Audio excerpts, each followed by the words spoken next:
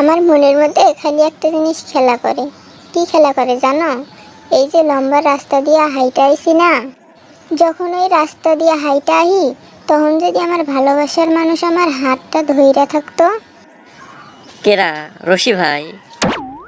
হের কথা আর কইেন না, সে আমার জীবন থেকে একটা অতীত হইয়া গেছে। সে এখন হেডার কথা বর্তমানে আই না, ভবিষ্যৎটা নষ্ট করবার চাই না।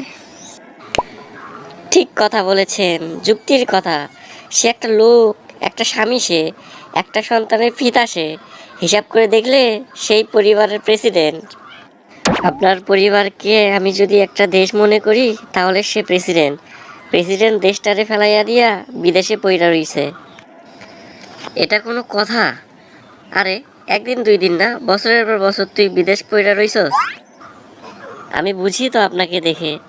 তুই 6 মাস পরে আয়, 6 মাস পরে পারস না, তুই 1 বছর পরে আয়, 8 বছর পুরা ফেলছিস তুই। না, এটা সে একেবারে অতিরিক্ত করে ফেলছে, বুঝতে পারছেন? নিজে মরুভূমির মধ্যে থাকে তো, মরুভূমির মধ্যে থাকতে থাকতে শক্ত হয়ে গেছে। আপনারও মরুভূমি বানায়া ফেলছে। না, অপেক্ষা করাটা আমার কাছে কোনো কাজের কথা মনে হচ্ছে না। আমি আর অপেক্ষা করতাম না তো, আর অপেক্ষা করব না। না না না, অপেক্ষা কেন করবেন? 8 বছর পার হয়ে গেছে। আমি একটা বড় সিদ্ধান্ত লইয়া লইছি। কি তা সিদ্ধান্ত লইছেন? আমি সীমার বাপেরে এখনই ডাইভোর্স দেবো। দিয়ে দেন, একেবারে ঝামেলা বিদায় হোক। সে থাকা না থাকা সমান কথা। এরপরে নতুন করে জীবন গড়মু। অবশ্যই করবেন, এখনই সময়। আপনার তো অল্প বয়সে বিয়ে হয়েছে, এখন আপনার মধ্য যৌবন, এখন আপনি উপভোগ করবেন।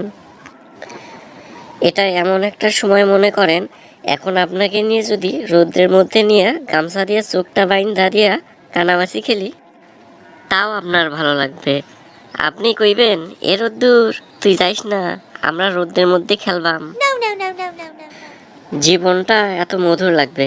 এখন কিন্তু আফা, আমি তো রশি ভাইরে চিনি, উনি তো অনেক ভালো মানুষ, ওনার জন্য আমার খারাপ লাগতেছে।